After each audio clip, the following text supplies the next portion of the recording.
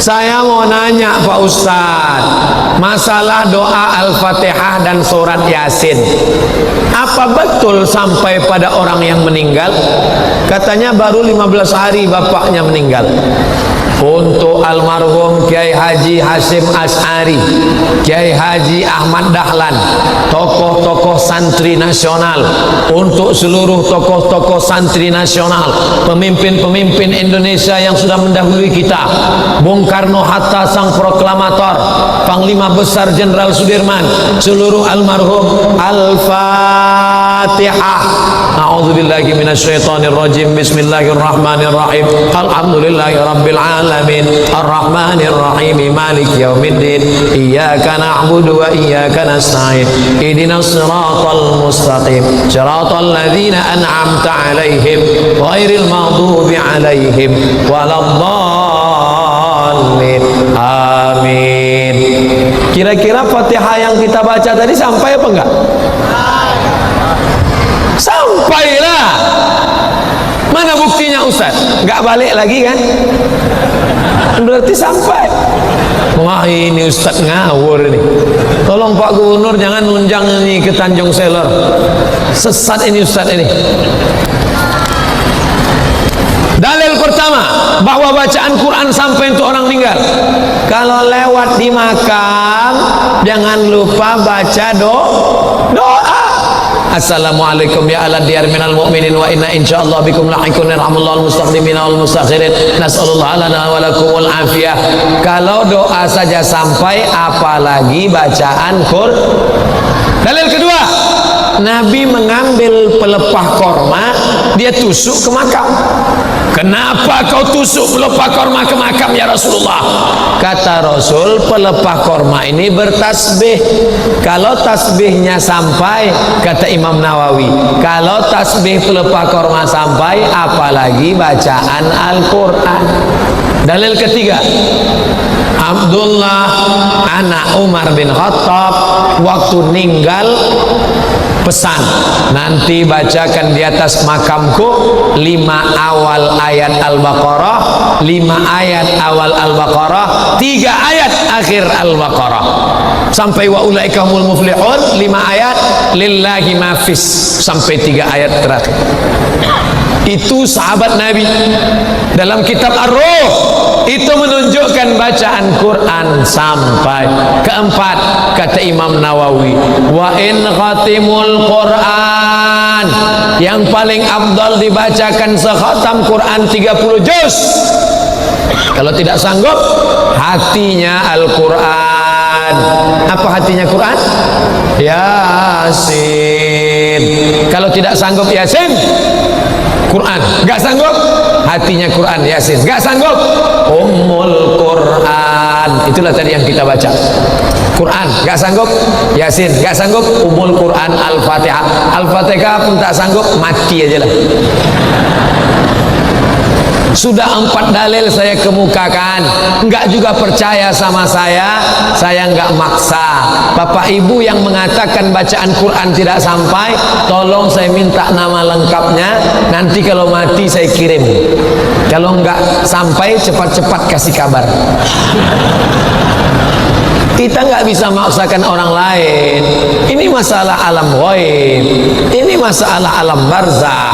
Kita hanya bisa ikut dalil. Apa hukum menghadiahkan bacaan Al-Fatihah kepada mayit?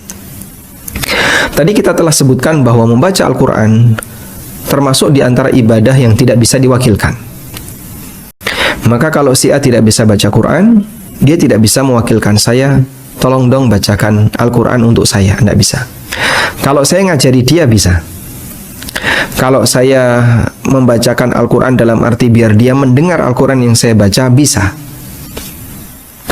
Dan itu sebagaimana yang menjadi kebiasaan para ulama di masa silam, termasuk Rasulullah SAW. Beliau melakukan tadarus dengan Jibril alaihissalam, sehingga Jibril mengajarkan Al-Quran dan Nabi SAW menirukan. Demikian pula yang terjadi antara Nabi SAW dengan sahabat. Beliau pernah meminta Ibnu Mas'ud untuk membacakan Al-Quran, lalu beliau mendengarnya. Beliau juga pernah membacakan surat Lam yakunil ladzina kafaru, surat Al-Bayyinah, kepada Ubay bin Ka'ab.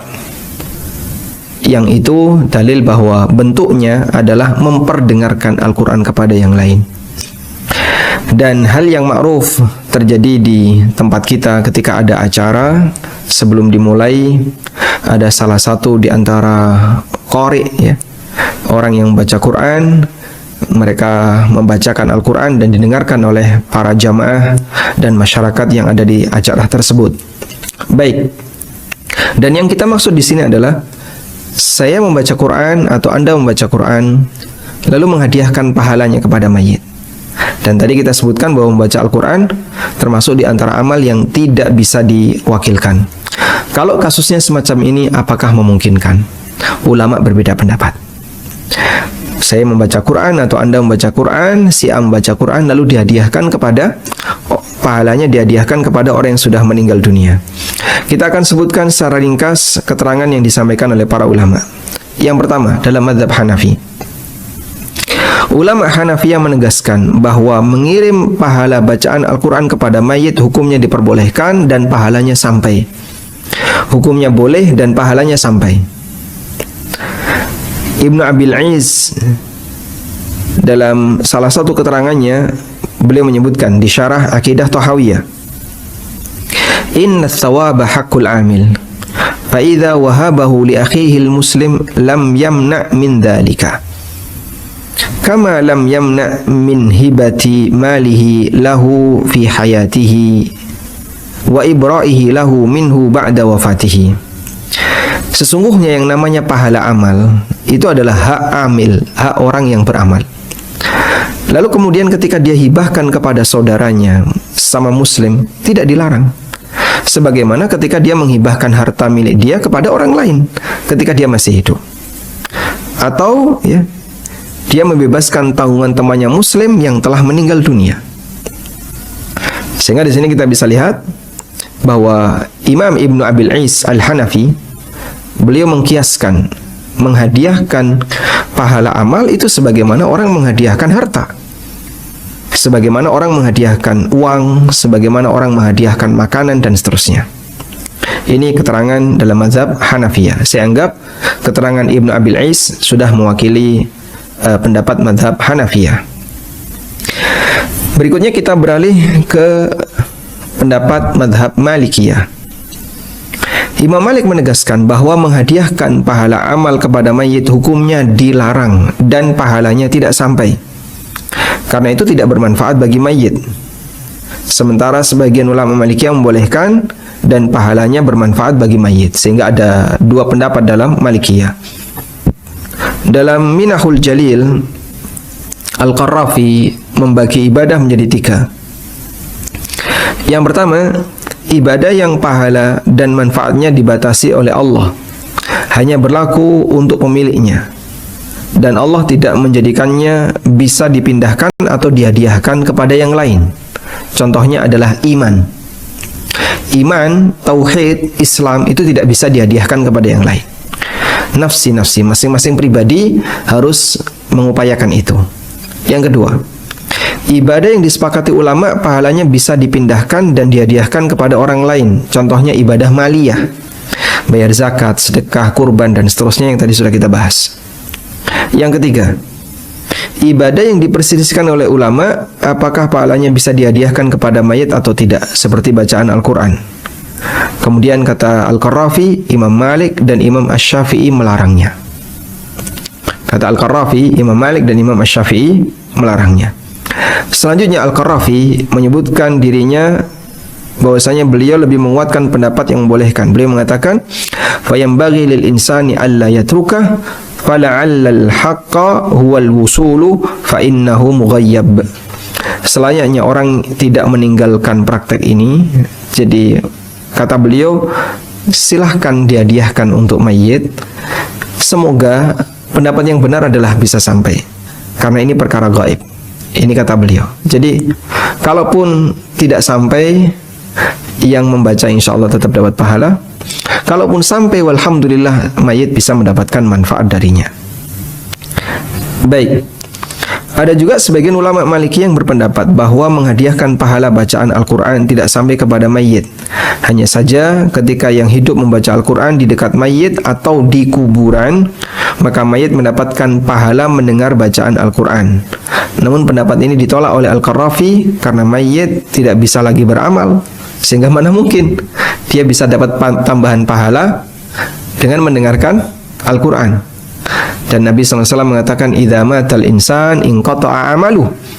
Apabila manusia itu mati, maka terputus amalnya. Sehingga jangan dipahami kalau orang membaca Al-Quran di kuburan, mayit mendapatkan pahala karena menyimak bacaan Al-Quran, itu tidak mungkin. Sebab orang yang sudah mati amalnya terputus, sehingga dia tidak bisa lagi beramal. Baik, kita beralih ke pendapat Syafi'iyah. Pendapat yang masyhur dari Imam Asy-Syafi'i rahimahullah, bahwasanya beliau melarang menghadiahkan bacaan Al-Quran kepada mayit dan itu tidak sampai. Saya kutipkan keterangan An-Nawawi sebagaimana yang beliau sebutkan dalam syarah Sahih Muslim. Wa amma qira'atul Qur'an fal masyhuru min madhhab Asy-Syafi'i annahu la yasilu thawabuha ilal mayyit. Untuk membaca Al-Quran, pendapat yang masyhur dari Imam Syafi'i bahwa pahalanya tidak sampai kepada mayit.